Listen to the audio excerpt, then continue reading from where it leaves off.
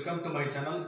Today we discuss what are the tests of transformers. So there are two tests are conduct in transformer. So that test through we can find the losses of the transformer. So which are there? One is core loss and iron loss. So that the losses can be tested by using these two tests. So that two tests are open circuit test or no load test. Open circuit test and also called no load test of transformer and also called OC test. This is also called OC test. Second one is short circuit test of transformer. So this is called load test. Load test. So that is in simple we can say SC test ಅಂತ ಕರಿತೀವಿ. So every transformer having ಎರಡು losses ಅನ್ನು ನಾವು ನೋಡ್ತೀವಿ. So ಒಂದು is iron loss ಅಂತ ಕರಿತೀವಿ. That is also called core loss ಅಂತ ಕರಿತೀವಿ. ಸೊ ಆ ಕೋರ್ ಲಾಸ್ ಅನ್ನ ಅಥವಾ ಐರನ್ ಲಾಸಸ್ ಅನ್ನ ನಾವು ಫೈಂಡ್ ಔಟ್ ಮಾಡಬೇಕಾದ್ರೆ ಸೊ ದಿಸ್ ಟೆಸ್ಟ್ ಮುಖಾಂತರ ನಾವು ಫೈಂಡ್ ಔಟ್ ಮಾಡತಕ್ಕಂಥದ್ದು. So in this test we can use some of the meters or instrument. Here this is one of the auto transformer or dimmer start. So this dimmer start we can get the required voltage. We can get required voltage, that means low voltage to high voltage. So ನಮಗೆ ಎಷ್ಟು voltage ಬೇಕು ಅಷ್ಟು voltage ಅನ್ನ ಯಾವುದರ ಸಹಾಯದಿಂದ by using dimmer starter ಅಥವಾ auto transformer ಮುಖಾಂತರ ನಾವು ಪಡೆಯಬಹುದು. So that's why we have to connect one of the auto transformer. So then we can connect here. This is ammeter. So this ammeter it shows the what about current flows through this transformer. In transformer ಗೆ ಎಷ್ಟು current flow ಆಗುತ್ತೆ ಅನ್ನೋದನ್ನ ತೋರಿಸುತ್ತೆ. So here this transformer do not connect the load, so that's why this ampere meter it shows the no load current, that is also called I0 or I0. Okay, so then this is one of the voltmeter. So this voltmeter is what about rated voltage we have to apply, so that voltage usually be shows this voltmeter. Okay, so that's why this voltmeter is directly connected across that supply or auto transformer. So then this is one of the wattmeter. So in which losses we can find through the wattmeter. ಯಾವ ಒಂದು losses ಅನ್ನು ನಾವು find out ಮಾಡಬೇಕು, ಆ losses ಅನ್ನು ನಾವು find out ಮಾಡಬೇಕಾದ್ರೆ one of the instrument ಮುಖಾಂತರ ನಾವು ಫೈಂಡ್ ಔಟ್ ಮಾಡಬಹುದು. So that instrument is called wattmeter. So this wattmeter is represent W0. ಯಾಕೋಸ್ಕರ ನಾವು W0 ಅಂತ ಮೆನ್ಷನ್ ಮಾಡಿದೀವಿ ಅಂದ್ರೆ because of this wattmeter is shows the no load power that is also called no load losses. Okay, so this wattmeter having four terminals. So one is M C V L. Here pressure coil and current coil. Pressure coil we should connect across the supply and current coil we should connect the series into the supply. So here this is also one of the transformer. Here I have taken one of the single phase transformer. So in this test we should perform ಮಾಡಬೇಕಾದ್ರೆ ನಾವು here there are two sides is there. So one side is lower voltage we are connecting the supply and higher voltage or HV side we are open circuit. So that's why this test is called open circuit test or no load test. So that is why this wattmeter it shows the no load losses. Okay, how this practical we have to conduct. Here we are given the rated supply voltage. Why we have to give the rated supply voltage to this transformer? Here if we have to find the core loss or iron loss. So then we should apply the rated supply voltage and frequency. ಇಲ್ಲಿ ನೋಡಿ, ಪ್ರತಿಯೊಂದು ಟ್ರಾನ್ಸ್ಫಾರ್ಮರಿಗೆ rated voltage ಕೊಡಬೇಕು ಅಂತ ಇರುತ್ತೆ. ಅಷ್ಟು voltage ಅನ್ನ ಮಾತ್ರ ಕೊಟ್ಟಾಗ ಜೊತೆಗೆ ಇಲ್ಲಿಗೆ ಫ್ಲೋ ಆಗ್ತಕ್ಕಂಥ ಫ್ರೀಕ್ವೆನ್ಸಿ ಎಷ್ಟಿರಬೇಕು, 50ನೇ ಇರಬೇಕು. ಅಂದ್ರೆ 50 ಹರ್ಟ್ಸ್ ಅನ್ನೇ ನಾವು ಕೊಟ್ಟಾಗ then only this transformer is produces the flux, normal fluxes ಅನ್ನ ಪ್ರೊಡ್ಯೂಸ್ ಮಾಡುತ್ತೆ.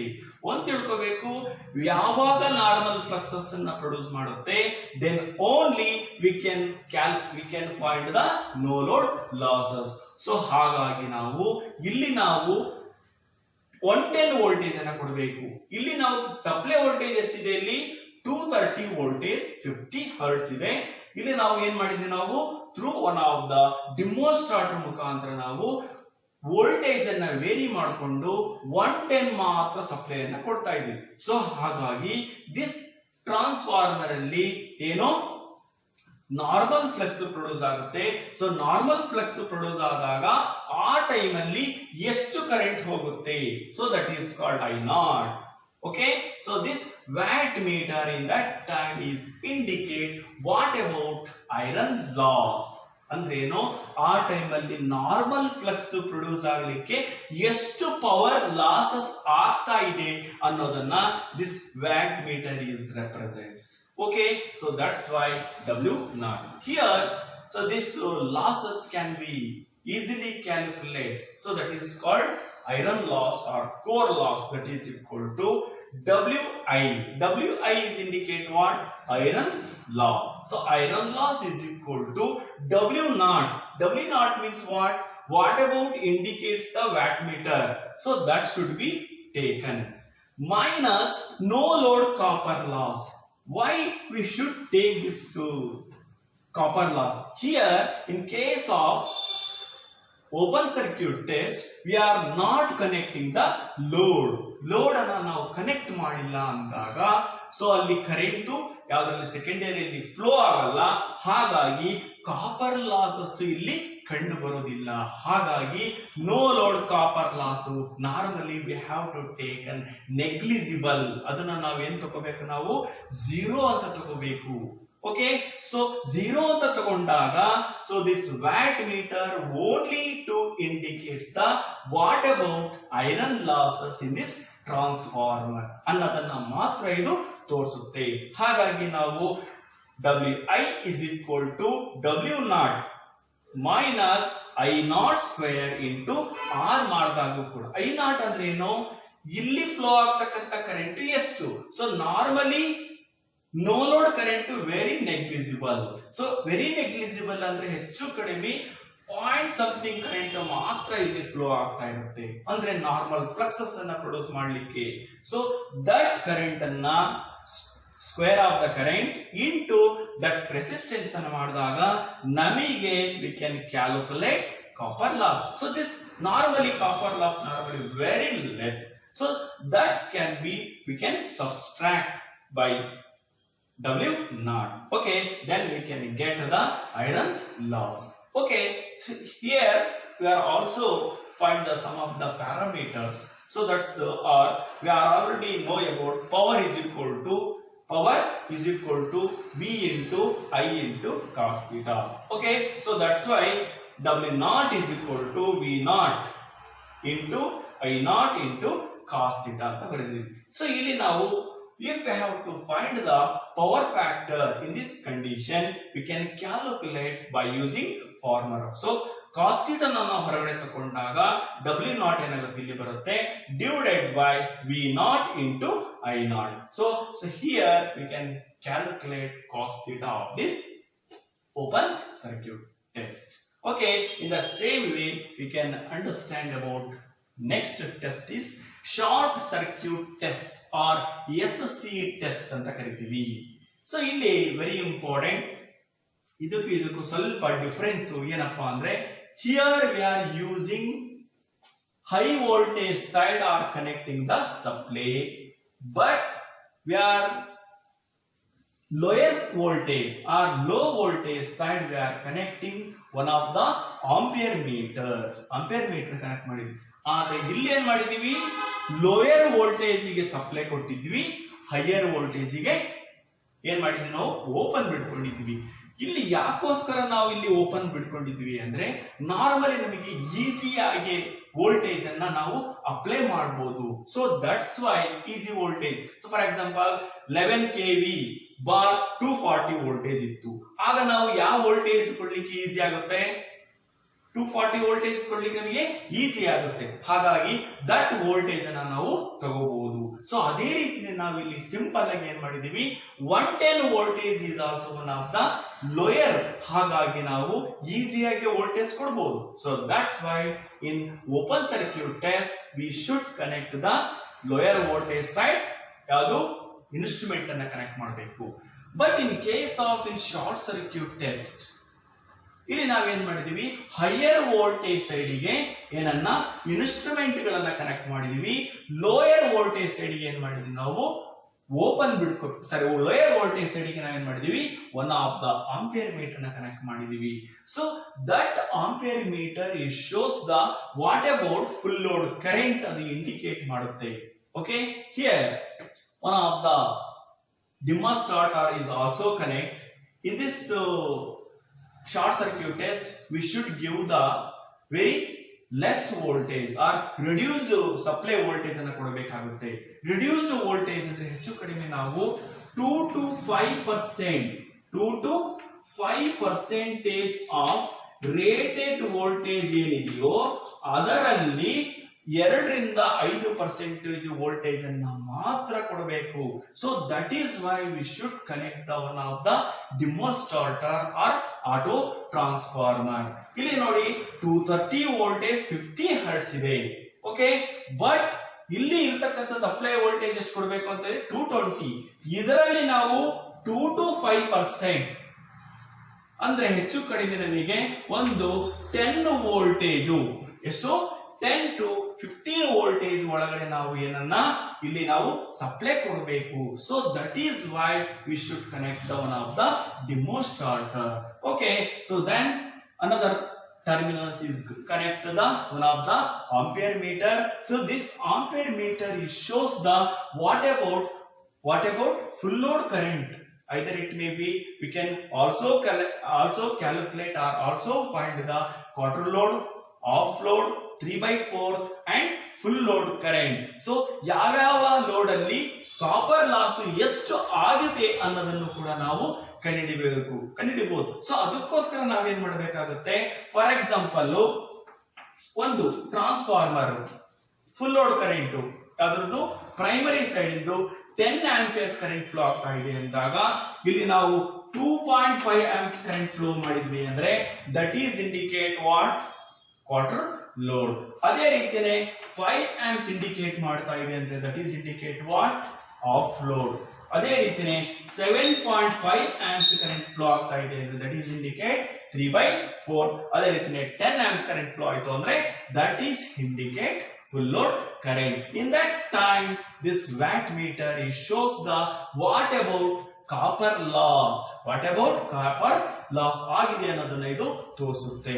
Okay, here we are only given ಯಾವ್ದನ್ನ ಇಲ್ಲಿ ನಾವು ಹೈಯರ್ ವೋಲ್ಟೇಜ್ ಅನ್ನ ಏನಕ್ಕೋಸ್ಕರ ತಗೊಂಡಿದೀವಿ ಅಂದ್ರೆ because of in higher voltage side it will flows very negligible current or very less current compared to lower voltage side. lower voltage ಅಲ್ಲಿ ಜಾಸ್ತಿ current ಹೋಗುತ್ತೆ, higher voltage ಅಲ್ಲಿ ಕಡಿಮೆ ಕರೆಂಟ್ ಹೋಗುತ್ತೆ. ಹಾಗಾಗಿ ನಾವು ಕಡಿಮೆ ಕರೆಂಟ್ ಅನ್ನ ಫ್ಲೋ ಮಾಡಬೇಕಾಗಿರೋದ್ರಿಂದ ನಾವೇನ್ ಮಾಡಿದ್ವಿ, ನಾವು ಹೈಯರ್ ವೋಲ್ಟೇಜ್ ಗೆ ಏನನ್ನ ಸಪ್ಲೈ ಕೊಟ್ಟಿದೀವಿ, ಲೋಯರ್ ವೋಲ್ಟೇಜ್ ಸೈಡ್ ಗೆ ಏನನ್ನ ಆಂಪಿಯರ್ ಮೀಟರ್ ನ ಕನೆಕ್ಟ್ ಮಾಡಿದೀವಿ. Okay, so then how this perform ಆಗುತ್ತೆ ಅಂತ ನೋಡೋಣ. Here we are given the AC supply by means of a auto transformer. That means 2 to 5% of rated voltage ಅನ್ನು apply ಮಾಡಿದೀವಿ ಅಂದಾಗ so this transformer ಅಲ್ಲಿ very less voltage apply ಆಗಿರೋದ್ರಿಂದ so ಅಲ್ಲಿ ಏನಾಗುತ್ತೆ ಅಂದ್ರೆ ಯಾವುದೇ ರೀತಿಯ ಕೋರ್ ಲಾಸಸ್ ಕಂಡು ಬರೋದಿಲ್ಲ. So core losses is depends what supply frequency and supply voltage. So frequency ಮೇಲೆ ಮತ್ತೆ ಸಪ್ಲೈ ವೋಲ್ಟೇಜ್ ಮೇಲ್ಗಡೆ ಕೋರ್ ಲಾಸಸ್ ಡಿಪೆಂಡ್ ಆಗಿರೋದ್ರಿಂದ, ಸೊ ಇನ್ ದಿಸ್ ಕೇಸ್ ಯಾವ ಕೇಸಸ್ ಅಲ್ಲಿ ಶಾರ್ಟ್ ಸರ್ಕ್ಯೂಟ್ ಟೆಸ್ಟ್ ಅನ್ನ ಮಾಡಬೇಕಾದ್ರೆ ಯಾವುದು ಕೋರ್ ಲಾಸಸ್ ಈ ವ್ಯಾಟ್ ಮೀಟರ್ ಇಂಡಿಕೇಟ್ ಮಾಡೋದಿಲ್ಲ. ಸೊ ಆಲ್ರೆಡಿ ನಮಗೆ ಗೊತ್ತಿದೆ what EMF induced in a transformer that is equal to 4.45 pi maximum N into F. So this is what ಇಲ್ಲಿ ನೋಡಿ, ಯಾವುದೇ ರೀತಿಯ ಟ್ರಾನ್ಸ್ಫಾರ್ಮರ್ ಅಲ್ಲಿ EMF ಇಂಡ್ಯೂಸ್ ಆಗಬೇಕಾದ್ರೆ ಇಸ್ ಡೈರೆಕ್ಟ್ಲಿ ಪ್ರಪೋರ್ಷನಲ್ ಯಾವ್ದ್ರ ಮೇಲ್ಗಡೆ, ಫ್ಲಕ್ಸ್ ಮೇಲ್ಗಡೆ, ಜೊತೆಗೆ ಇನ್ನೊಂದೇನು ಫ್ರೀಕ್ವೆನ್ಸಿ. ಫ್ರೀಕ್ವೆನ್ಸಿ ಜಾಸ್ತಿ ಆಗ್ತಾ ಹೋದಂಗೆ EMF ಕೂಡ ಜಾಸ್ತಿ ಆಗುತ್ತೆ. ಸೊ ಫ್ಲಕ್ಸ್ ಜಾಸ್ತಿ ಆಗ್ತಾ ಹೋದಂಗೆ ಏನಾಗುತ್ತೆ, EMF ಕೂಡ ಜಾಸ್ತಿ. ಸೊ ಆದರೆ ಇಲ್ಲಿ ಈ ಒಂದು ಟೆಸ್ಟ್ ಅಲ್ಲಿ ನಾವು ಏನನ್ನ ಫ್ರೀಕ್ವೆನ್ಸಿ ಮತ್ತೆ ಫ್ಲಕ್ಸಸ್ ಏನಾಗಿರುತ್ತೆ, ಕಾನ್ಸ್ಟೆಂಟ್ ಆಗಿರುತ್ತೆ, because of applied voltage normal ಇರುತ್ತೆ. ಸೊ ಆದರೆ ಇಲ್ಲಿ ನಾವೇನ್ ಮಾಡಿದ್ವಿ, ನಾವು ವೋಲ್ಟೇಜ್ ಅನ್ನ 2 to 5% ಮಾತ್ರ ಅಪ್ಲೈ ಆಗಿರೋದ್ರಿಂದ ಈ ಟೆಸ್ಟ್ಸ್ ಅಲ್ಲಿ this watt meter do not shows the iron losses ಅನ್ನ ಅದು ತೋರಿಸೋದಿಲ್ಲ. ಹಾಗಾಗಿ this watt meter only it shows the what about copper losses. Okay, so and also some of the parameters also we can find in this copper losses, which are there. Here we already know about copper losses is equal to I square into R. So ಈ ಒಂದು formula ಹಾಕೊಂಡಾಗ ನಮಗೆ ಏನು ಸಿಗ್ತದೆ, copper loss ಅನ್ನು ಕಂಡುಹಿಡಿಯಬಹುದು. So WSC ಅಂದ್ರೆ ಏನು, in short circuit test ಅಲ್ಲಿ ಎಷ್ಟು ಕಾಪರ್ ಲಾಸ್ ಆಗಿದೆ ಅಂತ ಕ್ಯಾಲ್ಕುಲೇಟ್ ಮಾಡಬೇಕಾದ್ರೆ WSC is equal to I square 1 into R0 ಅನ್ನ ಮಾಡಿದಾಗ ನಮಗೆ ಕಾಪರ್ ಲಾಸ್ ಸಿಗ್ತದೆ. ಸೊ ಅದೇ ರೀತಿನೇ ನಾವು ಇನ್ ಈಕ್ವಲೆಂಟ್ ರೆಸಿಸ್ಟೆನ್ಸ್ ಅನ್ನು ಕೂಡ ಯಾವ ಸೈಡ್ ಅಲ್ಲಿ, HT ಸೈಡ್ ಅಲ್ಲಿ ಅಥವಾ ಹೈಯರ್ ವೋಲ್ಟೇಜ್ ಸೈಡ್ ಅಲ್ಲಿ equivalent resistance, these are all parameters ಅನ್ನು ಕೂಡ ನಾವು ಕಂಡುಹಿಡಿಯಬಹುದು by this test. So which are there, so this is called REH, equivalent resistance in higher voltage side, that is equal to PSC ಅಂದ್ರೆ ಏನು, short circuited ಆದಾಗ power ಎಷ್ಟು ಬರುತ್ತೆ ಅದನ್ನು ತಗೋಬೇಕು, divided by I square SC, ಇಲ್ಲಿ flow ಆಗ್ತಕ್ಕಂತ current ಯಾವಾಗ short circuit ಮಾಡಿದಾಗ.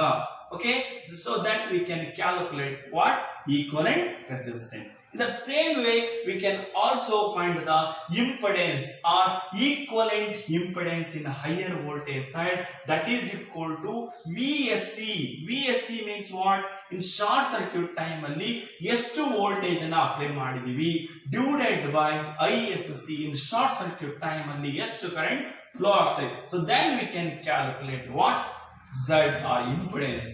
So in the same way we can also find the reactance ಅಥವಾ ಯಾವುದು equivalent reactance in higher voltage side, that is equal to root of Z square EH minus R square EH ಅನ್ನ ಮಾಡಿದಾಗ ನಮಗೆ ಏನು ಸಿಗ್ತದೆ ಅಲ್ಲಿ, what about reactance in this higher voltage side. ಹೀಗೆ ನಾವು ಯಾವುದು ಓಪನ್ ಸರ್ಕ್ಯೂಟ್ ಟೆಸ್ಟ್ ಮತ್ತೆ ಶಾರ್ಟ್ ಸರ್ಕ್ಯೂಟ್ ಟೆಸ್ಟ್ ಮುಖಾಂತರ ನಾವು ಹೇಗೆ ಮಾಡ್ತಕ್ಕಂಥದ್ದನ್ನು ನಮಗೆ ಗೊತ್ತಾಯಿತು. ಇದೇ ರೀತಿಯಲ್ಲಿ ನಾವು ಇನ್ನು ನೆಕ್ಸ್ಟ್ ಕ್ಲಾಸಸ್ ನಾವು ಎಫಿಷಿಯನ್ಸಿ ಆಫ್ ಟ್ರಾನ್ಸ್ಫಾರ್ಮರ್ ಬಗ್ಗೆ ಸ್ಟಡಿ ಮಾಡೋಣ. Okay, thank you.